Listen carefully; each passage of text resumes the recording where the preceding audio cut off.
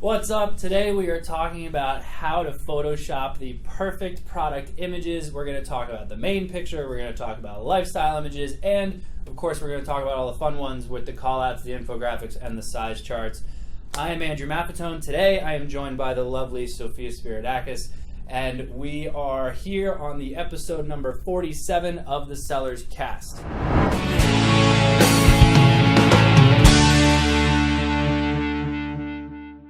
So, I'm going to let lovely Sophia, who is our main design genius here at Seller's Choice, kind of start us off with the best ways for photoshopping the main image. Hi. Okay, so for the main picture, it's important to always put your product on a clean white background. So when you're cutting it out, there's a lot of different tools in Photoshop that you can use, like the lasso tool and the magic wand tool. The new one that I like is select subject tool. So that will select basically the main subject of the picture. It doesn't always come out perfectly, but you can tweak it once you have it selected.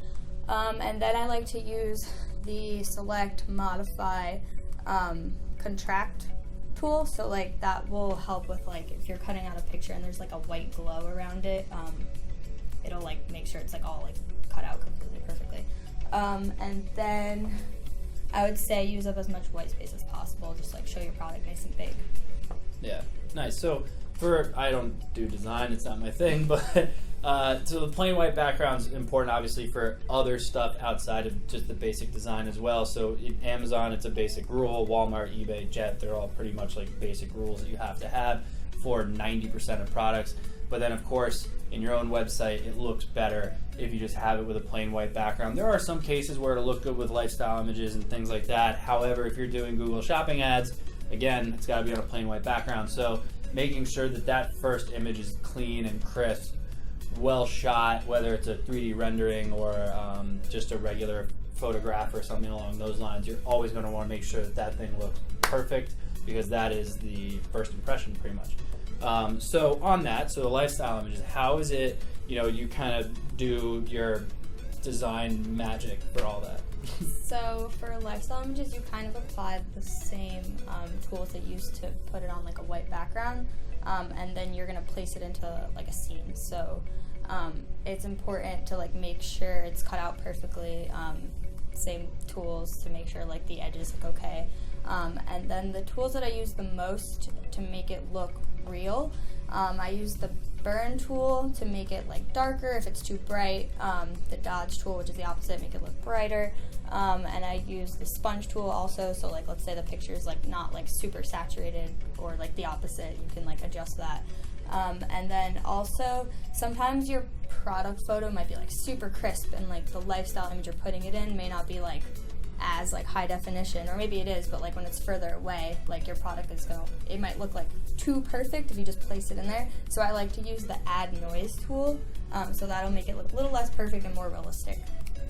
I think that's the area I see a lot of people kind of, I guess, mess up on, because it's always the lifestyle image looks great. Yeah, maybe you actually took the picture, or maybe you just pulled a stock image that was a good normal looking picture, but then you just slapped a super crisp, obvious product picture at a campsite, and it's just okay, obviously that's Photoshop. It's too perfect. I think exactly you don't want them to be too perfect. And we had talked about this last week with Morgan when we had her in here talking about enhanced brand content stuff, where you don't really want too much information in the picture itself, especially for the lifestyle image, because you want to allow the customer to kind of be able to place themselves in the picture and kind of imagine themselves using the product. You don't want to give them the answer, you kind of want to let them lead to it. So that obviously leads us with the fancy stuff, all the cool branding aspects, the call-outs, the infographics, and the size charts. So what's your game plan when you kind of approach those? So you want to stick to your branding as much as possible. It's a nice way to show your branding.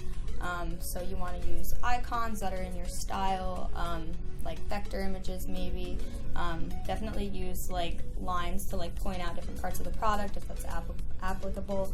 And then I'd say make sure it's not like too much text because no one's going to want to read a lot. So like infographics, keep it like very minimal. Yeah, I know that like, so there's also, I call it the fonts and like the typeface. Like if you're using an icon with a certain typeface, you're gonna make sure like the size chart and the infographic is all similar. And then of course, like Amazon, Walmart, eBay, Jet, your own website, I don't care where you are, you have to make sure it's mobile friendly. So making sure that the typeface you're using is legible, but also making sure that it's not too small. Like you want it to be bigger and bolder and easy to read. Your consumer is not an idiot, but they're typically lazy. So you want to just give them content straight to the point, but make the design of it really simple. So like, you cater a little bit more towards like capital letters, or do you cater more towards like both, or is it kind of dependent? It kind of depends. For like call outs, capital letters kind of make it stand out a little bit better. Yeah. So yeah, I would agree with that. Yeah, I think of call out as kind of like you're screaming a feature at them. Whereas like an infographic, it's kind of like here's a bunch of information that's in like a cool design element. And then a size chart, and not everyone needs a size chart. If you don't know what a size chart is, it's usually like, obviously, if you're like a small, medium, or large shirt, or a shoe, or you know, an iPhone case, or however you want to talk about that. But size charts aren't obviously for everyone. It's kind of like it can be kind of like showing like a penny next to someone's hand, so they can kind of see the size difference. But awesome, cool. Really appreciated you joining us again today. I'll see you 3 desks over. But per usual, please make sure you comment below if you have any questions regarding design or anything else that we talked about today, or let us know what you'd like to talk about next week. But of course, please make sure you subscribe, and we will see you all next time.